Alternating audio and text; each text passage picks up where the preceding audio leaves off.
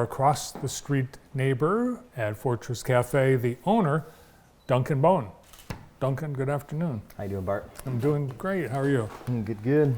Yesterday, you guys were pretty busy. Santa was there for a few hours, I think. It was. Yeah, it had about 4 hours where we were blessed with the presence of the man himself. So it was a good day. Yeah, Christmas in the City. You can see photos of Santa at Fortress, at the Lean Rocket Lab at jtv.tv. Well, something smells really good. And you laid before me a platter of goodness.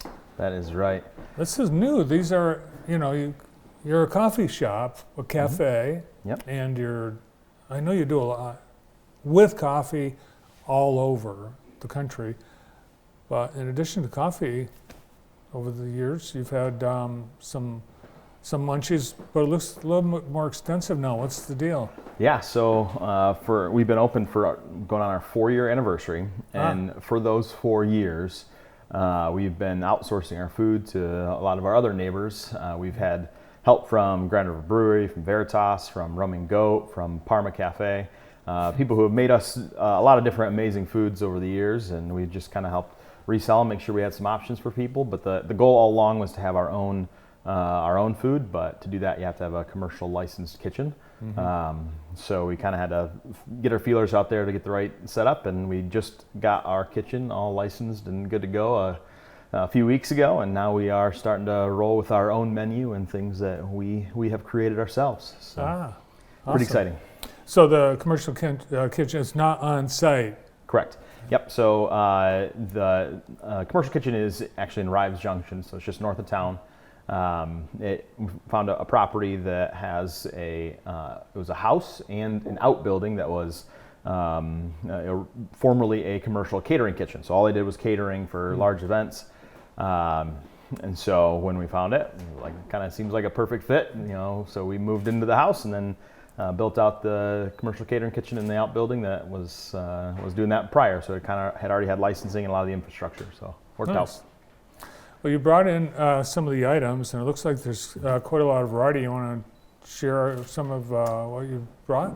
Yep. So our goal is to have a good variety of healthier options as well as kind of savory and homey feel options. So with it, the first thing was kind of the salad we have here. We call it the E-salad. E-salad. Or electronic? Not quite. So E is for actually two different things. E is for everything because we put everything in it. It has spring mix, tomatoes, garbanzo beans, bell peppers, almonds, carrots, broccoli, and some red onion.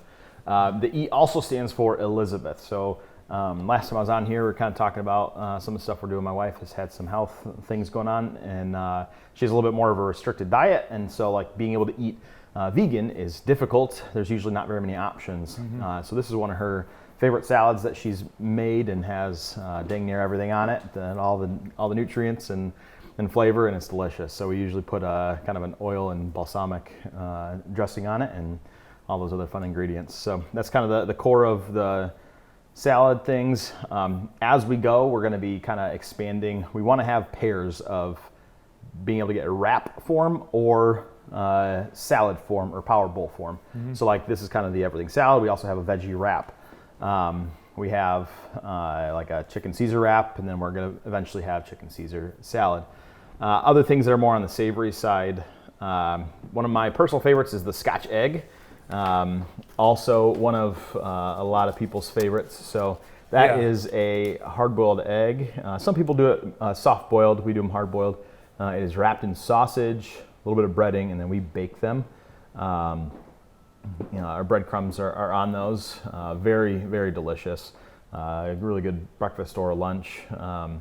The other kind of savory one is baked eggs or a baked quiche. So it's kind of got some of the breading baked into it. That's this one right here. Bunch of veggies in it and sausage. This is actually heavier than it looks. Yeah, it is. It is thick. So that's what that is. Crowd favorite that we've had for a while are our granola bites, or protein balls. A lot of people call them. It's kind of oats and coconut and peanut butter and honey and put a little flax and chocolate chips in it as well. The Scotch egg, I want stop on that for a second because you're Scottish, I am. right? Yep. So is the Scotch egg, is it originated in Scotland? So there's a little debate around it. If you do some research on it, the English actually take claim for it, which I also have some English heritage as well. So I'll allow it because I'm also have some English heritage. But it was the best guess. There's a restaurant there that still exists today who's kind of took claim for it, and so that was more on in the England side. So we call it a British dish. If you look it up anywhere, it's all British. right. Well, that covers it all. Yeah. That's safe. All right. Well, I interrupted you as you were approaching the bagel sandwich. Yeah. So we have a Donation Bakery has been helping us out a lot, and they've got a little kiosk in our shop. So with a bunch of breads and bagels. So we use their bagels. We do some bagel sandwiches. We can actually also put the quiche or the baked eggs on the bagels as well. That makes for quite the hefty sandwich, more of the full breakfast sandwich there. So the bagel sandwiches, we can heat them up, and then we actually brought a different baker on board to do our muffins and scones and other baked goods as well. So we have a blueberry muffin there. Yeah, this looks really good. Oh, and it's heavy too. Man, everything's heavy. Yeah, There's a lot. We like sustenance to it. That's to fill you up. Yep. So we'll be adding more things as we go. This is kind of the start. We're looking to add some. The goal is to have a little a taste of the world. So a few different items that kind of have different origins. We'll have a breakfast burrito as well with more of the Central American theme. More of either sesame ginger or a teriyaki type wrap and salad. And so we'll try to have a good variety of different things that kind of give a taste from all over. A little something for everybody.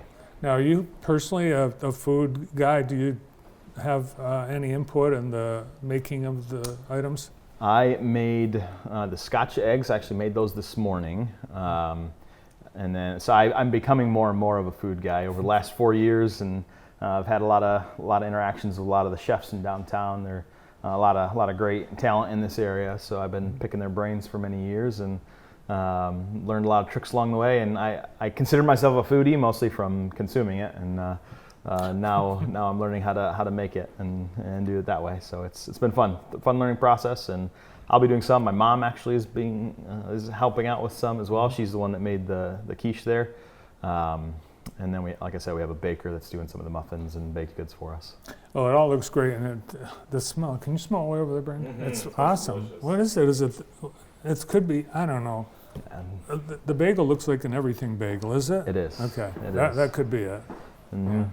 Now, I want to ask you a little bit about the coffee because I saw somebody on the West Coast talk about their new project with coffee, and it originates here in Jackson. Sure does. So we had a connection. Somebody knew things going on with a product they had started out in California, a nitro cold brew keg. So it's if you ever have a nitro cold brew, they kind of have like a little keg tap with it.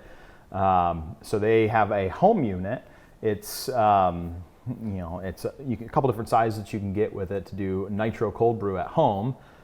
Which is very good. And as they were working on kind of expanding their product line, they wanted to have their own coffee line. But they had never done anything in the food manufacturing or coffee manufacturing before. So they got connected to us, and so we've been what's doing called white labeling. So if you go on to Amazon.com and look up Royal Brew Coffee, it'll be Royal Brew Coffee, and it's designed for cold brew in particular because it's a coarse ground.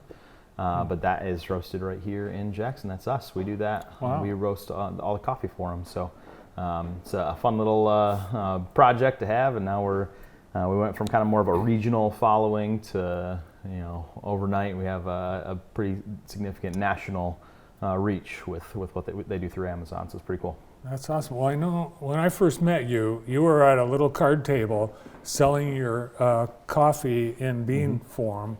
And before you had a brick and mortar. Yep. So that really is, coffee is the backbone of your company. Absolutely, yeah. So my background is actually more in the business side of things.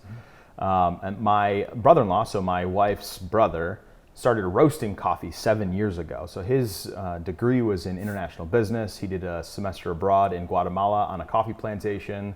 So he knows all the ins and outs of the coffee. That's a hipster thing to do. It is, Yes. it is, which is funny because if you meet him, that's not the definition of Thomas. So he's brilliant in all things coffee, and kind of got started at that point, and we were just doing farmers markets for the longest time, and had always said if a good opportunity popped up, we wanted to do a coffee shop. And then friends of ours started the Lean Rocket Lab, and they wanted to have a little just a coffee kiosk in there was the original plan. We'll have a couple lattes, and it quickly evolved and turned into something much bigger than that. And through the years, has kind of progressed from there. All right, and people can help support families dealing with cancer in Jackson County through Fortress Cares. Correct. You started that in honor of your wife. Mm-hmm. How's that going? So far, so good. She actually just went last week and delivered, I think, just about 40 cards to cancer patients who are currently going through breast cancer treatment or IV treatment. And inside the cards, they get a free item. So hopefully, we get to see some of them come through the doors. We had to kind of figure out some of the logistics of what's allowed for us to be able to take it to people, and obviously hospitals have their HIPAA. They can't divulge too much information about people, mm-hmm. So we're trying to find the best ways of getting things into people's hands and be able to bless them. So we sent cards with free Fortress items. They can come in anytime and get a free item from us. Nice, and now they have more to choose from. Exactly. Great. When does this all roll out? Everything on the table is out already, and throughout the course of December and early January, we'll be rolling out more and more different items as we go. Super cool. Great to see you. Thank you. Thank you.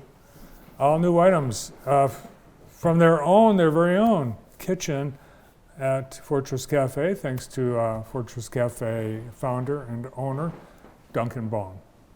They're right across the street from